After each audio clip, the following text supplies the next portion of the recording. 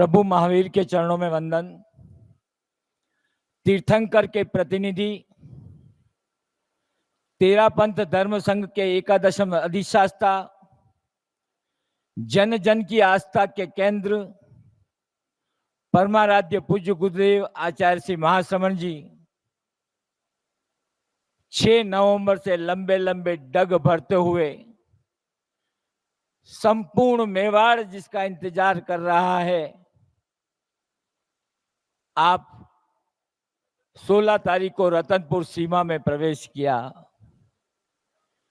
वहां से लगाकर दिवेर तक की सीमा लगती है। पूज्य गुरुदेव, दिवेर तक के कोने कोने के गांव के लोग आज यहाँ उपस्थित है। आह्लादित है कि लगभग 2 दिनों में 40-42 किलोमीटर की यात्रा की और हम सब मेवाड़ वासियों के लिए आपके प्रति जो असाधना हुई है उसके प्रति हम कृतज्ञता ज्ञापित करते हैं। पूज्य गुरुदेव, मेवाड़ तेरा पंथ की जन्मस्थली है। पूज्य गुरुदेव, मेवाड़ का ये अल्प प्रवास मेवाड़ की भूख को खत्म नहीं कर सकता। हम चाहते हैं, मैंने जब ध्वज हस्तांतरण था तब भी आपसे निवेदन किया और आज पुनः निवेदन कर रहा हूं इस मेवाड़ की विशाल जनमेदिनी के बीच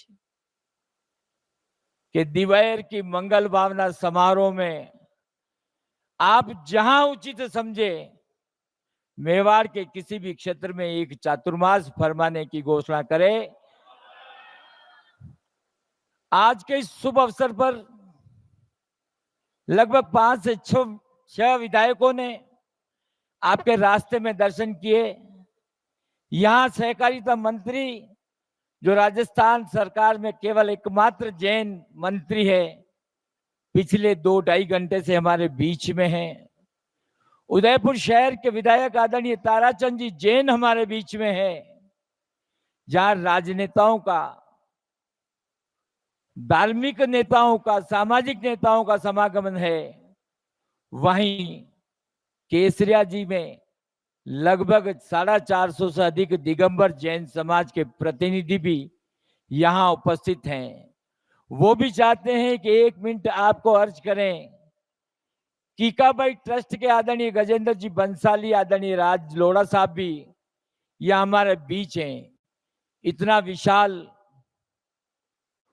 परिसर, जब केवल मात्र एक फोन किया था, आपने कहा राजकुमार जी इस पूरे परिसर में 150 से अधिक कमरे, कोई कमरे बुक नहीं होंगे, आप जब कहेंगे तब कमरे बुक होंगे। बाकी ये परिसर पूज्य प्रवर पधार रहे, ये हमारा सौभाग्य। आप तो हमारा कार्यक्रम तय कराओ। यदि कार्यक्रम तय नहीं कराओगे तो हम सब लोग ट्रस्टी वहां गुरुदेव के पास पधारेंगे। पूरे जैन समाज में, अन्य समाज में, केसरिया जी का एक एक समाज, जैन जैनेतर समाज के प्रतिनिधि भी यहां उपस्थित हैं। तो मैं तो गुरुदेव, आप दयालु हैं और उसका पूरे भारत में जो संदेश गया, दया और कृपा का निदान जब कल बागदरी में आपने किया, सुबह 7 बजे आप फरमाते हैं कि मैं तो बागदरी जाऊंगा और वहां से फिर 45 किलोमीटर का विहार। यह वास्तव में न केवल तेरा पंथ धर्म के, लेकिन जैन समाज के इतिहास में एक स्वर्णाक्षरों में लिखा जाएगा कि आप किस प्रकार दृढ़ संकल्पी होकर, किस प्रकार अहिंसा का जन जन का प्रचार कर 2014 में जब आपने दिल्ली से अहिंसा यात्रा प्रारंभ की, नेपाल और भूटान होते हुए आपने भारत के 23 स्टेट में इस अहिंसा का प्रचार किया। गुरुदेव, आज मेवाड़ वासी, जिनकी श्रद्धा का कोई मुकाबला नहीं है, जिनके समर्पण का कोई मुकाबला नहीं है, वो आपसे विनती कर रहे हैं।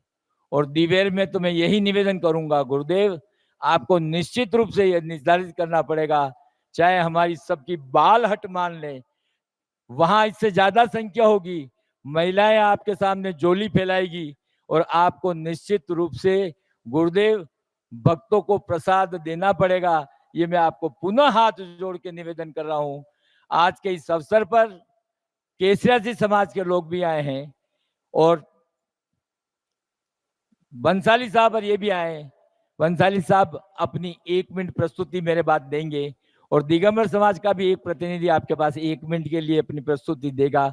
वो क्या विनती कर रहे हैं, एक बार मैं पुनः मेवाड़ के सभी साथियों से निवेदन करता हूं जोरदार कि गुरुदेव चातुर्मास फरमाओ, गुरुदेव चातुर्मास फरमाओ, गुरुदेव चातुर्मास फरमाओ।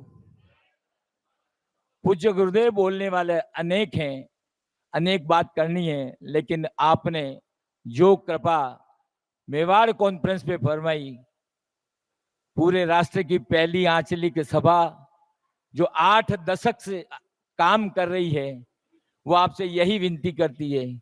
और मैं तो केवल ये आश्वस्त कर सकता हूं कि मेवाड़ का एक एक श्रावक, मेवाड़ की एक एक श्राविका, यदि आपने चातुर्मास फरमाया तो आने वाले वर्षों में तेरापंथ धर्म संघ के स्वर्णाक्षरों में वो चातुर्मास ऐतिहासिक रूप से लिखा जाएगा।